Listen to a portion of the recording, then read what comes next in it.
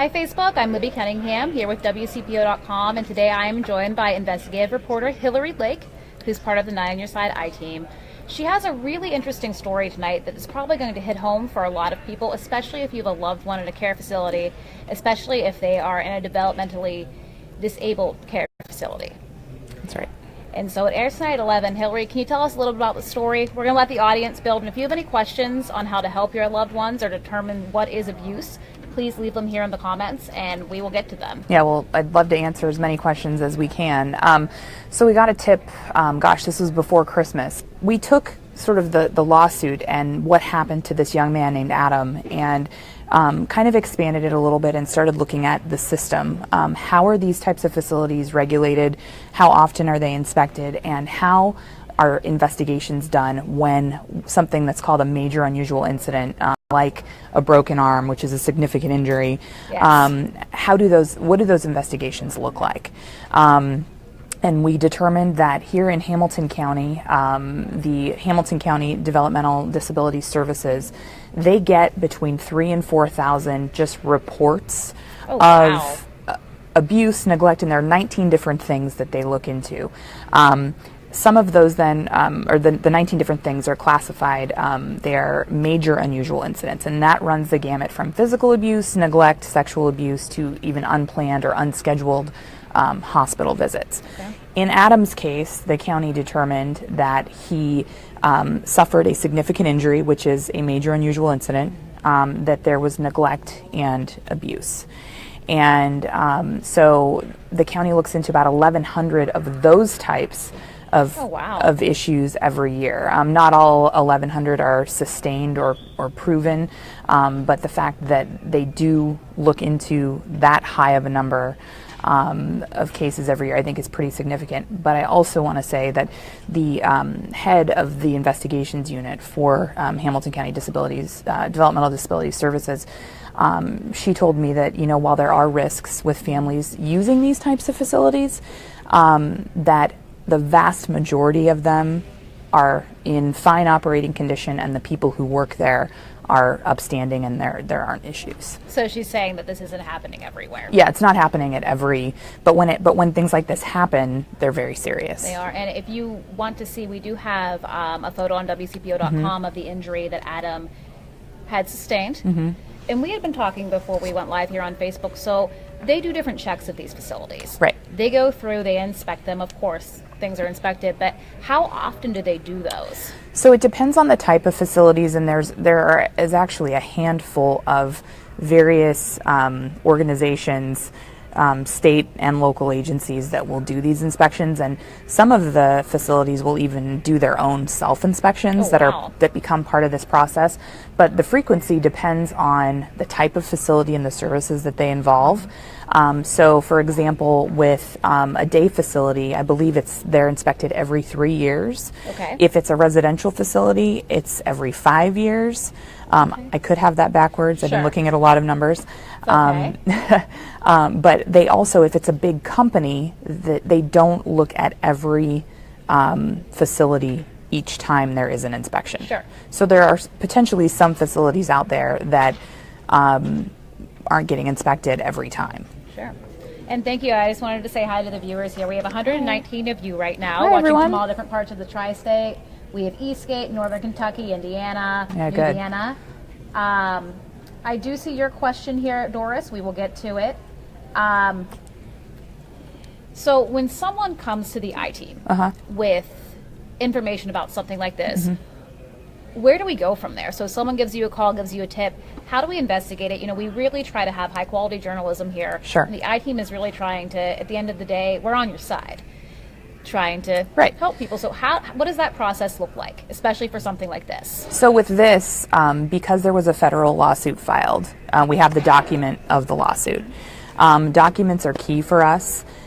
With this case, there were some documents that are not considered public documents through the county and the state, but the family, so in this case, Adam's family, they are the owners of those documents, and they're able to do with those documents what they please. So they showed them to us, and that's how we were able to get some of our information for this story. And you had shown me some clips from Adam's mother. Adam's mother had some very strong things to say. You guys will get to see at 11. We also have a clip here on our Facebook page, Right. post before this one. What was the most striking thing to you about her story? The most striking thing for me, I mean, I think lots of times when we hear, people have filed a lawsuit, especially a lawsuit where damages are asked for, a lot of people just jump right to, she just wants to do this for the money. That was not her motivation for this. What she told me is that she wants to raise awareness about people like her son, about these facilities, and about what families need to do to really take an active role to protect their loved ones. Sure. So we're going to look at the questions here, guys. So I'm looking at the screen. Thank you so much for joining us, all 120 of you now. So we did have a question. It's a statement from Joe, but he feels that people are not trained enough at these facilities. Did you talk about the type of training they have to go through to work at these facilities? We didn't talk about the type of training that people have to go through to work at these facilities, but I can tell you that because of the county investigation into Adam's case, this particular facility was required by the county to provide additional training to its employees. There's a list of about 20 things that the county required this facility to do, and additional training is part of that, and that is standard anytime the county or when the state gets involved in those instances. There's usually some type of a prevention plan that gets put in place to make sure that nothing like this ever happens again. Absolutely. And just for people who are just joining us, we are talking about a case that happened. It was in Springfield Township? Springfield Township. The injury that he suffered was actually in November of 2016. So these investigations take quite a while. Springfield Township Police also investigated, and then the county and the state, just the whole process of everything just took about 6 to 9 months to get all of the reports back. I do want to say that RMS, Residential Management Systems Incorporated, did send a letter to the county disputing the county's findings and denying any wrongdoing. I also got that same information in a statement from an attorney for RMS yesterday. They say that that they take the health and welfare of the customers. So I don't know, customers, patients. Well, they're not really patients, but the customers at their facilities very, very seriously. And they did indicate that there was a settlement that was reached in this case, which I did confirm that through the Martin family attorney as well. But that settlement isn't all said and done yet. So the federal lawsuit is still intact. I just checked before we actually came on live here. It's still filed. Okay. And it's anybody's guess at this point when or if the federal courts will dismiss it, because the settlement agreement, it's an agreement in principle. The conditions are all confidential at this point, whatever the settlement is. And but it has to go through probate court because Adam is under legal guardianship of his mother. So we have a question here from Lee, who's watching from Notre Dame. So I don't know if you mean Indiana or Notre Dame Academy over in Park Hills. He says, do you think someone other than the county should be inspecting? Has anyone ever brought that up, since these are facilities in the county, or this is sort of their job? Yeah, this is their job. This is the job of Hamilton County Developmental Disability Services. There's a team of, I think there's 9 investigators. There are about 900 facilities. That's a lot. So sorry, I think I just kicked the camera there. It's okay. There are about 900 facilities in Hamilton County alone. And somebody asked me the other day, well, should there be more frequent inspections of these places? And Adam's mom believes there should be. She thinks they should be inspected every 6 months. The county's response to that is that you wouldn't necessarily be able to identify in either a random inspection or an inspection where they're notified that abuse or neglect, or one of those 19 things that constitute a major unusual incident, is actually happening in just an inspection. So the county doesn't necessarily think that more inspections or more inspectors or more investigators is the answer. It's one of those things where I don't know that anybody has a good answer for what should happen. Exactly, especially if things are happening, I don't want to say under wraps, but if they're happening at all different times. Right. So guys, we're going to look here. One more question if we can get one. And you know, just what is there a certain thing that family members should do? And a couple of people are saying here, check on your loved ones. Jacqueline is saying you need to stay involved with the family. What can the family do? We're getting a lot of questions about that. Right. So a lot of families, and I'll start first with families who already have their loved ones in these types of day programs or residential live-in facilities. Oops, there goes my phone. It's okay.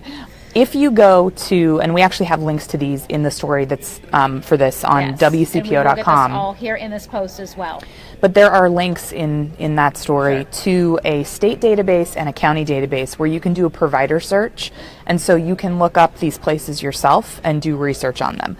If you are considering putting your family member in one of these places or in a program, a lot of people think they can go to Hamilton County Developmental Disability Services and have them recommend places. By law, they cannot do that. Interesting. That's important to know. Yeah.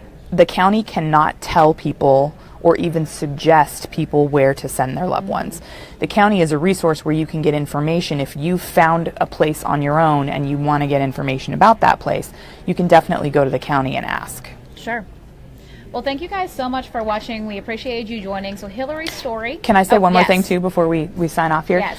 Another thing that's in the web story, which we'll post here we will post as well. Here, and the information we talked about too in the status of this. There is a 24-hour anonymous tip line. So what the county is wanting me to convey to people is this isn't just for people who have their family members in these places, the information that we're putting out tonight. They want everybody to know, if you're walking down the street and you see somebody who you think might be developmentally disabled being harmed in some way, if you see it in a grocery store parking lot, it doesn't matter. They want you to call, because that's a lot of times the only way that they know what's going on. So we do have a phone number there that people can call, and some additional resources that families can look at as well. It's good to know. We will get all of that information in this post. We have it on WCPO.com. So thank you guys so much for joining us. Yeah, thank you Hillary guys. has a story at 11. She'll talk about it a little bit at 6, I think. Yeah, we'll have a little preview at 6, and then the big investigation runs tonight at 11. Okay, guys, I'm going to step behind the camera here to turn it off. So thanks, everyone. Like last time. Thank you guys for joining us.